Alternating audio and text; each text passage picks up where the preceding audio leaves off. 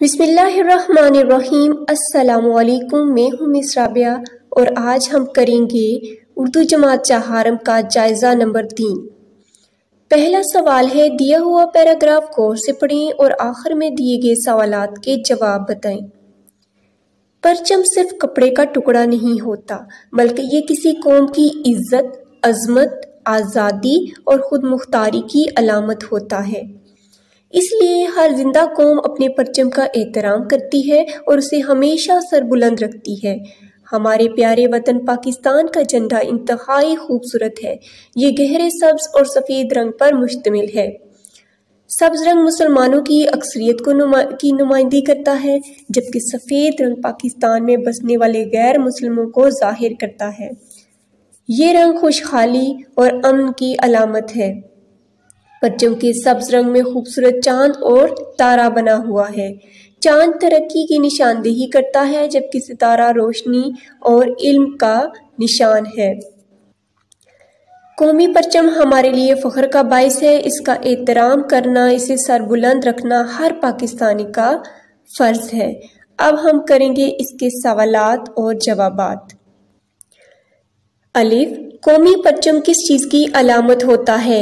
जवाब, कौमी परचम किसी कौम की इज्जत, अजमत, आज़ादी और खुद मुख्तारी की अलामत होता है। बी, पाकिस्तान के परचम में सब्ज़ और सफ़ेद रंग में क्या ज़ाहिर होता है? जवाब, पाकिस्तान के परचम में सब्ज़ रंग मुसलमानों की अक्सरियत ज़ाहिर करता है, जबकि सफ़ेद रंग पाकिस्तान में बसने वाले गैर मुस्लिमों को ज़ाहिर करता है। सवाल जीम, हमारे झंडे में चांद और तारे का मतलब क्या है?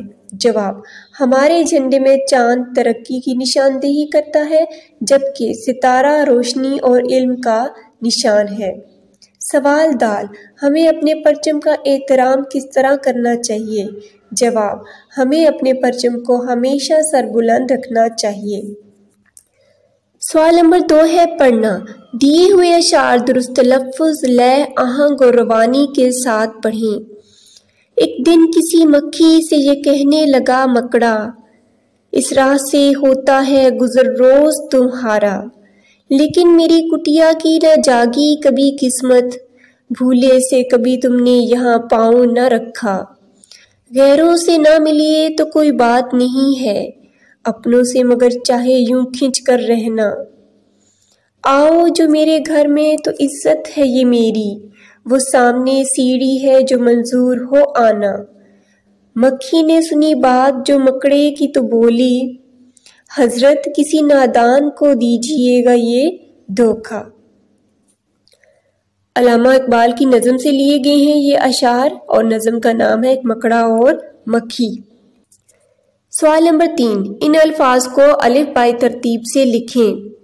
अल्फाज हैं शिद्दत, दिमाग, सिकंदर, बहादुर, रहबर, ज़बा, हदीस।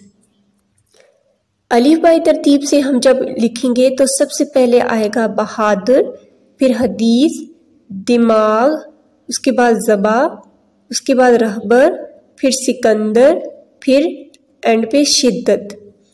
सवाल नंबर 4, अल्फाज के मुत्तज़ाद लिखें। सखी, सख्ती, नरमी, खुशी, गम, बर्बाद, आबाद, दाना, नादान, पसंद, नापसंद, दुख, सुख। सवाल नंबर 5, इन अल्फाज के जुमले बनाएं। स्कूल, मुझे स्कूल जाना पसंद है। दियानतदारी, हर काम दियानतदारी से करना चाहिए। बादल, बादल आने से सूरज छुप गया। गर्मी, गर्मी से परिंदे बेहाल थे। खिज़ां, खिज़ां के मौसम में पत्ते झड़ जाते हैं। सवाल नंबर 6 है, हेडमास्टर या हेडमिस्ट्रेस के नाम ज़रूरी काम के लिए छुट्टी की दरख्वास्त लिखें। तो बच्चों, इस पे मेरी अलग से वीडियो है, आप उर्दू जमात चहारम या उर्दू क्लास 4 की प्लेलिस्ट में आप उसको सर्च कर सकते हैं, नहीं तो कमेंट बॉक्स में मुझे बताएं, मैं आपको डायरेक्ट लिंक सेंड कर दूंगी। सवाल नंबर 7, दिए हुए जुमले से आगाज करते हुए 10 जुमलों पर मुश्तमिल تحریر لکھیں۔ اگر میں استاد ہوتا۔